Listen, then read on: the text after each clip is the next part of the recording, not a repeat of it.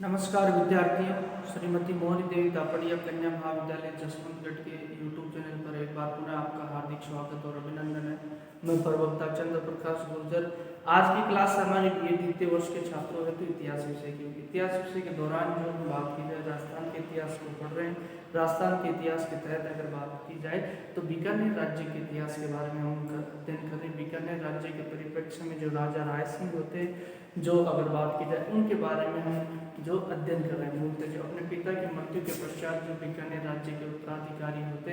जो राव कल्याण की मृत्यु के पश्चात हमने बात की, तो राव कल्याण की मृत्यु के पश्चात जो उत्तराधिकारी 1574 ईस्वी में होते और उनके द्वारा जो 1612 ईस्वी तक शासन किया जाता है। अब इसी दौरान उनके शासनकाल के दौरान जो मुगल शासकों के साथ उनके कैसे जो मुगलों के साथ कैसे संबंध रहते हैं, जिसके तहत हमने बात की कि तत्कालीन मुगल जो बादशाह कौन थे, अकबर थे। अकबर के साथ इनके संबंध कैसे रहते हैं उनका हम जिक्र करें, जिसके तहत हमने बात की किस तरीके से इनको जो जोधपुर राज्य का प्रशासक नियुक्त कर दिया जाता है अकबर के द्वारा, जो गुजरात अभियान किया जाता है। तो जोधपुर राज्य का प्रशासक रहते हुए जो उनके द्वारा जो आज हम बात करेंगे मूलतः गुजरात में जो दूसरी बार विद्रोह होता है, उस विद्रोह के दमन में इनके द्वारा किस तरीके से सहायता की जाती है, उसी का जिक्र हम आज की क्लास में करेंगे।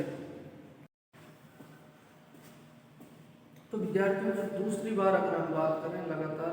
दूसरी बार जो गुजरात में विद्रोह होता है, उस विद्रोह का दमन जो अकबर के द्वारा किया जाता है, उस विद्रोह के दमन में जो अकबर की सहायता राजा राय सिंह जो बीकानेर के शासक हैं उनके द्वारा कैसे की जाती है। जैसे कि हमने पिछली क्लास में जिक्र किया, जिसके तहत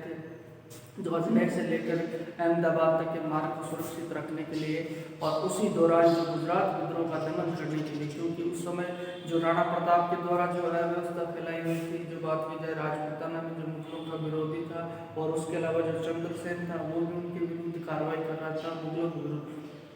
तो इस मार्ग को सेफ रखने के लिए, सुरक्षित रखने के लिए जो जोधपुर का प्रशासक किसे नियुक्त कर दिया जाता है, अकबर के द्वारा जो बात की जाए जो राजा राय सिंह बीकानेर के शासक उनको कर दिया जाता है 1572 ईस्वी में। उसी दौरान जो गुजरात विद्रोह का दमन जो अकबर के द्वारा किया जाता है और गुजरात का विद्रोही जो बात की जाए इब्राहिम मिर्जा जो भाग कर नागौर की तरफ आता है और नागौर की तरफ जब भाग के आता है, ये बात जब राजा राय सिंह को पता चलती तो राजा राय सिंह के द्वारा जो इब्राहिम मिर्जा का जो पीछा किया जाता है और नागौर के पास हमने देखा कि जो कठोली गाँव है उसके पास उनके बीच में क्या होता है, युद्ध होता है। कटौली गाँव में जो मांग कर आया इब्राहिम मिर्जा इसके मंदिर और राजा राय सिंह के मंदिर होता है, जिसमें इब्राहिम मिर्जा पूरी तरह पराजित होता है। पराजित होने के पश्चात जो पंजाब की तरफ भाग जाता है। अब इसके भागने के पश्चात पुनः जो अकबर के द्वारा हमने देखा कि गुजरात में जो अपना मुगल सूबेदार नियुक्त कर दिया जाता है और मुगल सूबेदार किसे नियुक्त किया जाता है, खाने आजम को नियुक्त कर दिया जाता है। ये खाने आजम जो गुजरात का मुगल सूबेदार है, लेकिन ये सूबेदार रहने के पश्चात विद्रोह का दमन करके अकबर पुनः लौट जाता है अपनी राजधानी और पीछे से अकबर के लौटने के पश्चात पुनः जो विद्रोह को हवा मिल जाती है और 1573 ईस्वी में जो गुजरात में पुनः विद्रोह में देखने को मिलता है। अब की बात विद्रोहियों का नेतृत्व कौन कर रहा है, इख्तियारुल मुल्क। ये गुजरात में विद्रोहियों का नेतृत्व कर रहा है, इसके नेतृत्व में विद्रोह हो जाता है। अब इसकी सहायता जो नारायण दास है, जो ईडर का राज्य जो गुजरात में हमने बात की थी, साबरकांठा है जो वहीं जो दिल्ली में हमने बात की थी, तो ये मेवाड़ राज्यों की भी जन्म दी रहा है, जिसके बारे में हमने पीछे भी जिक्र किया। मेवाड़ राज्य के दौरान हमने ईडर राज्य को पढ़ा था। तो यहाँ का राजा जो नारायण दास है ये इसकी सहायता कर रहे हैं और सेठ का फलोदी के पुत्रों की सहायता से इसके द्वारा इख्तियारुल मुल्क के द्वारा क्या कर दिया जाता है, गुजरात में पुनः विद्रोह कर दिया जाता है। और उसी दौरान दौलताबाद का जो शासक होता है मिर्जा हुसैन, वह भी जो इख्तियारुल मुल्क की सहायता करने के लिए दौलताबाद से चलकर गुजरात आ जाता है और इनके द्वारा जो एक रणनीति और चक्र में बना लिया जाता है जो बात की जाए मुगल बादशाह अकबर के विरुद्ध। और उसी दौरान जो यहाँ बात की जाए, ये तो विद्रोही पक्ष के हो गए, चारों आदमियों में बात की जाए इख्तियारुल मुल्क है, इसके नेतृत्व में जो गुजरात में विद्रोह हो रहा है, इसका सहयोग नारायण दास है जो लीडर का शासक है, शेर खां फलोदी के पुत्र है, और उसके अलावा जो मिर्जा हुसैन है जो दौलताबाद से चलकर इसके पास चला आता है। अब ये तो विरोधी पक्ष है और उसके अलावा जो यहाँ जो बात की जाए मुगल सूबेदार नियुक्त कौन है, खाने आजम है। अब इसके द्वारा इस स्थिति से अवगत कराया जाता है किसको, मुगल बादशाह अकबर को, कि ऐसी ऐसी परिस्थितियां गुजरात में विद्रोह होने की संभावना है और इख्तियार उल के नेतृत्व में ये विद्रोह होने की संभावना है। इस बात का जो अकबर तक इसके द्वारा संदेश पहुंचा दिया जाता है और अकबर से अतिरिक्त सैन्य सहायता की मांग इसके द्वारा की जाती है। जब इसके द्वारा इन परिस्थितियों से अकबर को अवगत कराया गया तो अकबर के द्वारा ये निश्चय किया जाता है, गुजरात के विद्रोह को पुनः दबाने का निश्चय किया जाता है और अकबर के द्वारा खुद सेना की अगुवाई करते हुए अकबर स्वयं आता है और उसके द्वारा खुद आकर इस विद्रोह का दमन करने का निश्चय किया जाता है। अब उसी दौरान राय सिंह की नियुक्ति कहा कि जोधपुर में राय सिंह की नियुक्ति थी। अब इसमें जो इस विद्रोह के दमन करने के लिए जो बात की जाए अपनी शाही सेना के साथ अकबर है, जो राय सिंह है, भगवंत दास है, शुजात है और महमूद बारा को लेकर जाते हैं और इस महमूद बारा के नेतृत्व में इनको आगे भेज देता है, फ्रंट पे इनको भेज देता है। इसको जो अकबर अपनी सेना के जो फ्रंट है उसको भेज देता है। इस महमूद बारा के नेतृत्व में राय सिंह और भगवंत दास और शुजात खां को भेज देता है कि तुम जाओ आगे की परिस्थिति को संभालो। अकबर भी शाही सेना के साथ साथ चलता है। इधर ये आ गया हमारे को, ये जो दक्षिण भारत से मिर्जा हुसैन आया हुआ था दौलताबाद, इसके द्वारा भी जो रणनीति बनाई जाती है, सटीक रणनीति बनाई जाती है और शाही सेना को जो शाही सेना के विरुद्ध जो उसे पराजित करने के लिए इनके द्वारा प्रयास किया जाता है, जिसके तहत सैन्य रचना इनके द्वारा बनाई जाती है। तो सेना का अब ये जो मिर्जा हुसैन ने कहा, इसको इख्तियार को कहा कि तू तो 5000 सैनिक ले और एक काम कर, जो अहमदाबाद में घेरा डाल दे,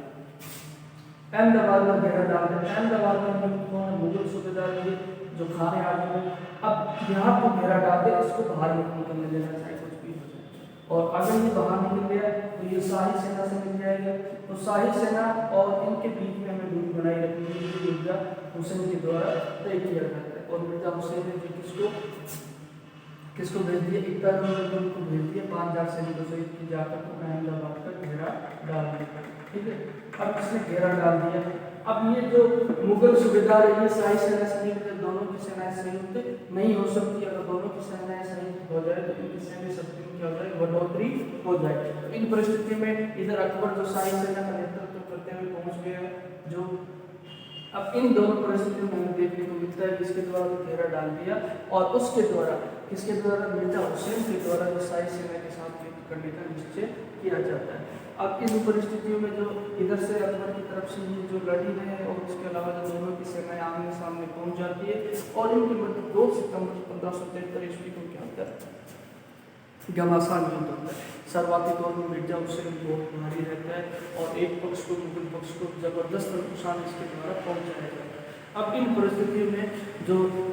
बीकानेर के राजा राय सिंह, इनके द्वारा जो परिस्थिति को संभाला जाता है और इनके द्वारा अपनी वीरता और बहादुरी का परिचय इस युद्ध में दिया जाता है, जिससे अकबर काफ़ी प्रभावित होता है। इससे युद्ध के दौरान जो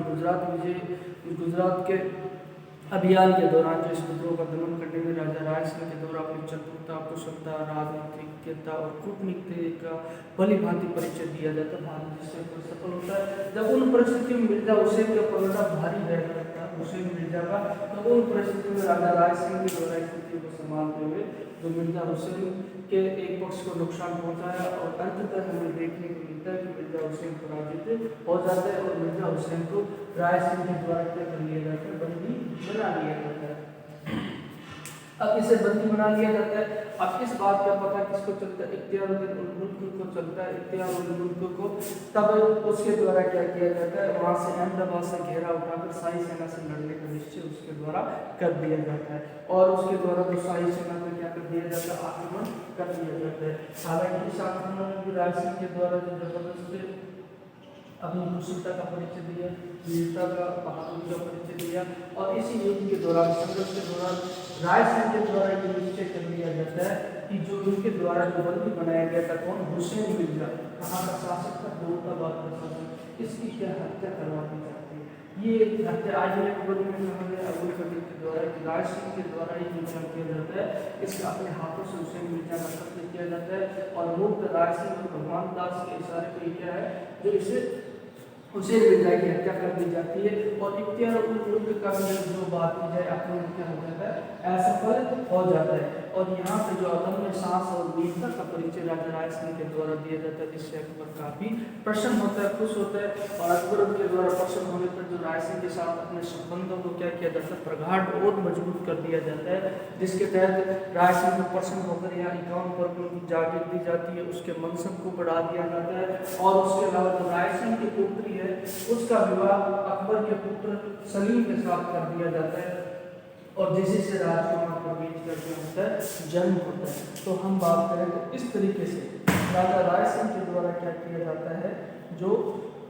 गुजरात अभियान के दौरान अकबर की सहायता की जाती है, जिससे अकबर काफी प्रसन्न होता है। प्रसन्न होकर अकबर के द्वारा इसके मनसब को बढ़ा दिया जाता है, 51 वर्गों की जागीर इसको दे दी जाती है। तो ये जो गुजरात अभियान के दौरान हमने देखा, इसके द्वारा जो राय सिंह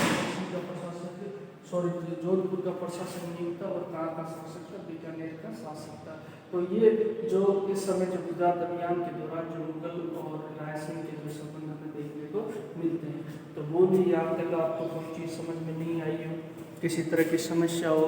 शंका हो, तो आप निसंकोच पूछ सकते हो। और भी